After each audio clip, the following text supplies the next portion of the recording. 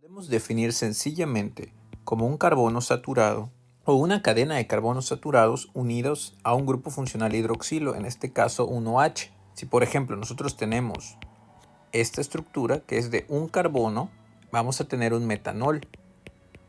Pero si nosotros tuviéramos una estructura de dos carbonos, vamos a tener un etanol.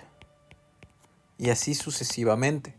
Lo interesante es que mientras esta estructura de carbonos se haga más grande, más y más y más y más grande, el carácter polar de esta molécula va a ser menor. Por lo tanto, algo muy importante que tenemos que recordar es que si tenemos más de 5 carbonos en nuestro alcohol,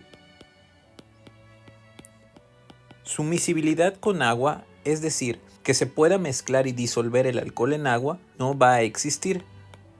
Es decir, no va a ser miscible en agua, porque recordemos que una característica de las disoluciones o de los solventes es que un solvente de cierta característica va a disolver un compuesto de cierta característica. El agua, recordemos que es polar, y los alcoholes, por este grupo funcional que tienen aquí, también van a ser polar.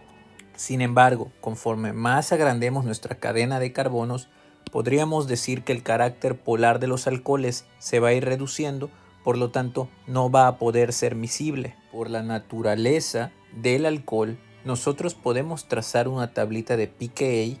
Recordemos, como ya vimos en videos pasados, que el pKa es una medida de la acidez de una molécula, qué tan dispuesta está a perder un protón y qué tan estable va a ser la base conjugada que va a salir de esa desprotonación. Si nosotros dibujamos una tablita de pKa, es importante también recordar que el pKa de los alcoholes se va a encontrar entre 15 y 18. 15 a 18.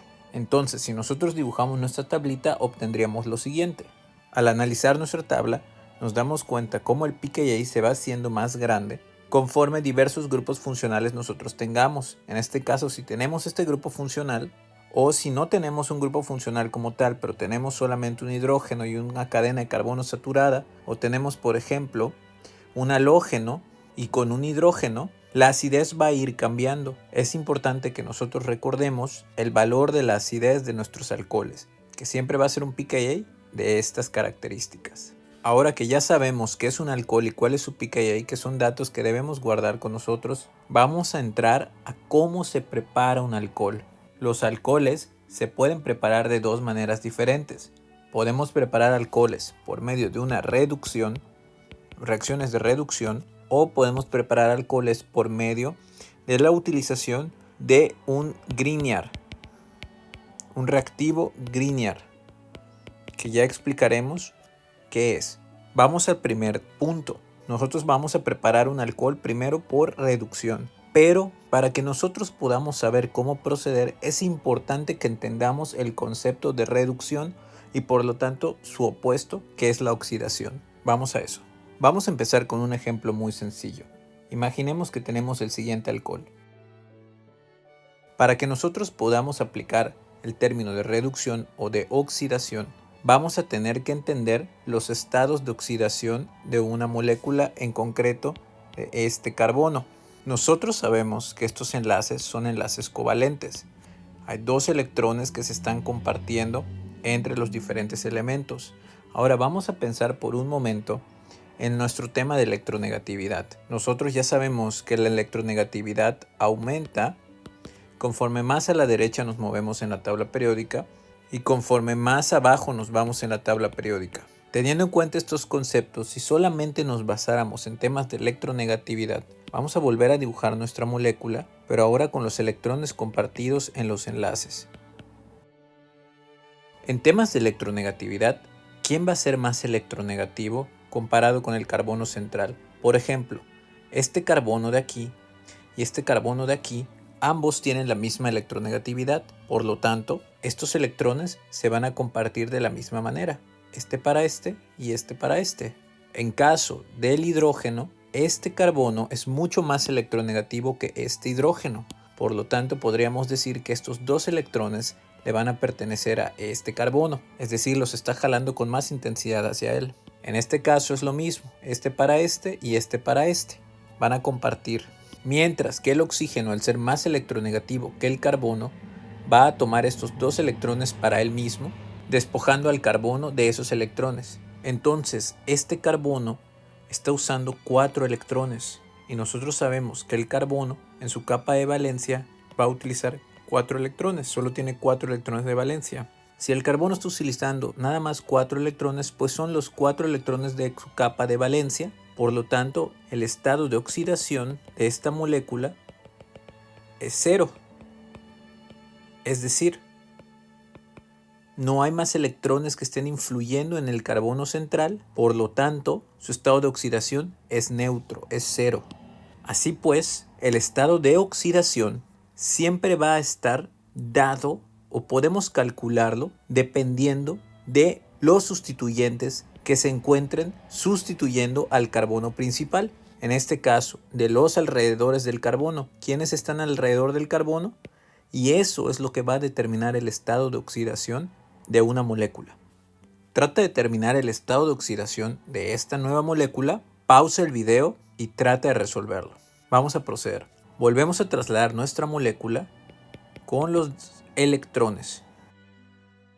Ahora nos damos cuenta que estos 2 electrones se los lleva el oxígeno y que el carbono va a tomar estos dos y va a compartir uno con su otro carbono. Es decir, que el carbono va a estar siendo influenciado por 5 electrones. Pero nosotros sabemos que el carbono solamente tiene 4 electrones de valencia. Por lo tanto, tenemos una carga extra negativa allí. ¿Cuál va a ser el estado de oxidación de esta molécula? Va a ser -1.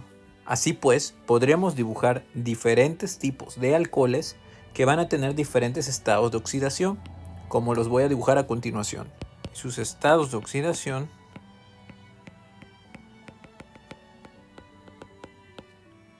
van a ser -2, -1, 0 y +1. Nos podemos dar cuenta de una tendencia muy clara, y es que el estado de oxidación, mientras más nos vayamos a la derecha, más va a aumentar. Es decir, se está haciendo más positivo. Vamos de 0 a 1, vamos de -1 a 0, etcétera, etcétera. Por lo tanto, si nosotros nos movemos hacia la derecha, vamos a oxidarnos. Pero si nosotros nos vamos del otro lado, vamos a reducirnos. Nuestras moléculas se van a oxidar mientras nos vayamos haciendo más hacia la derecha, y si nos hacemos más hacia la izquierda nos vamos a reducir. Pero esto no solo aplica para los alcoholes. ¿Cómo nos ayuda nosotros a desarrollar reacciones químicas? Pues bueno, cada diferente tipo de molécula, ya sea alcohol, alcano, aldehído, ácido carboxílico, etcétera, etcétera, va a tener un diferente estado de oxidación, y dependiendo de los reactivos que usemos, nos podemos reducir u oxidar de un tipo de molécula a otra. Podemos pasar de un ácido carboxílico a un aldehído reduciéndonos, o podemos pasar de un alcohol a un aldehído oxidándonos. ¿No es eso interesante? La tablita quedaría de la siguiente manera. Ahora bien, si nos basamos en cuál va a ser el estado de oxidación de cada uno de los átomos centrales de carbono, nos vamos a dar cuenta que para el alcano, por ejemplo, vamos a tener -4, para el alcohol vamos a tener -2, para el aldehído 0, para el ácido carboxílico +2 y para el dióxido de carbono +4. Se pueden dar cuenta cómo la tendencia es, si nosotros queremos brincar de aldehído a ácido carboxílico, nos tenemos que oxidar. Sin embargo, si nos queremos mover de ácido carboxílico a alcohol, nos tenemos que reducir. De esta manera, esta tablita siento que es sumamente importante recordar, porque es algo que estaremos utilizando en diversas reacciones en el futuro. El concepto de oxidación y de reducción, podemos pasar a entender cómo vamos a preparar un alcohol si reducimos una acetona o un aldehído. Recordemos que una acetona es un compuesto químico que tiene sustituyentes de esta manera, mientras que un aldehído es muy parecido, solo que tiene hidrógenos a los lados en lugar de cualquier otro sustituyente. El mecanismo por el cual se va a reducir un aldehído o una acetona hacia un alcohol va a ser muy sencillo y va a ser a través de un agente reductor. Básicamente, lo único que necesitamos es lo siguiente. La reacción puede proceder de dos maneras diferentes. Vamos a utilizar dos diferentes agentes reductores, ya que la reacción puede ocurrir de dos diferentes maneras. Podemos utilizar hidruro de aluminio y litio como primer paso, posteriormente agregar agua para completar la reacción, o podemos hacer borohidruro de sodio junto con metanol.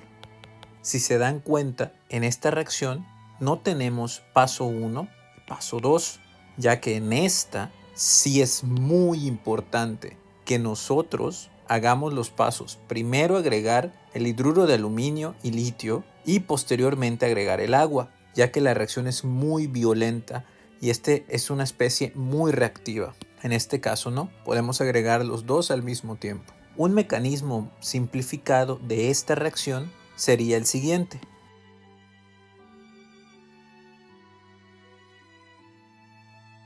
Recordemos que esta estructura va a ser negativa, mientras que el litio va a ser el contraión positivo. Por lo tanto, el mecanismo va a ocurrir siendo estos electrones los que ataquen al grupo carbonilo aquí, moviendo los electrones del doble enlace hacia el oxígeno. Posteriormente, el agua que nosotros vamos a agregar a la reacción, como pueden ver aquí, va a ser de donde el oxígeno va a robar al hidrógeno para formar el alcohol. Y de esta forma obtenemos el producto final que estamos buscando. El mismo mecanismo ocurre, pero con el borohidruro de sodio. Básicamente es exactamente el mismo mecanismo, solo que en vez de agua vamos a utilizar metanol como el agente que va a donar al hidrógeno, y el borohidruro de sodio va a actuar de la misma manera que actúa el hidruro de aluminio y litio. Finalmente, el último paso que vamos a explorar para la preparación de alcoholes va a ser utilizando reactivos Grignard. Estos reactivos son muy conocidos porque se utilizan normalmente para agregar más carbonos a una cadena de carbono y se forman usualmente mezclando magnesio junto un carbono con un halógeno. Por ejemplo, un enlace de este estilo, de tal forma que, por ejemplo, nosotros podríamos tener un enlace de una cadena de carbonos X. Si nosotros hiciéramos reaccionar a este compuesto con magnesio, el magnesio se insertaría entre el carbono y el halógeno, de tal forma que, por ejemplo, podríamos tener la siguiente molécula. Si a nosotros esta molécula la hacemos reaccionar con magnesio, vamos a obtener el siguiente compuesto. Y lo interesante es que este reactivo es altamente reactivo, y cuando lo hagamos reaccionar, por ejemplo, con una acetona o un aldehído, este compuesto, esta cadena de carbonos, es la que se va a anexar y por lo tanto va a favorecer la formación de un alcohol, siguiendo el siguiente mecanismo. Donde este compuesto es un reactivo Grignard.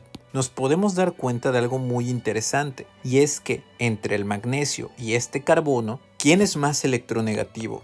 Obviamente este carbono va a ser más electronegativo, por lo tanto va a ejercer mayor empuje, mayor jale de electrones hacia él, lo que genera la alta reactividad de los reactivos Grignard y que van a atacar a este carbono, el de aquí, que es de cierta manera deficiente, está polarizado, más positivo que negativo, debido a que este oxígeno está jalando la densidad electrónica hacia él. Por lo tanto, este carbono es altamente reactivo, mientras que este carbono también va a ser altamente reactivo, y es por eso que ocurre la reacción. Seguidamente, el agua que nosotros agregamos funciona de la misma manera que en la reacción anterior de reducción. Va a ser el que aporte al hidrógeno que el oxígeno va a tomar para formar el alcohol que nosotros deseamos,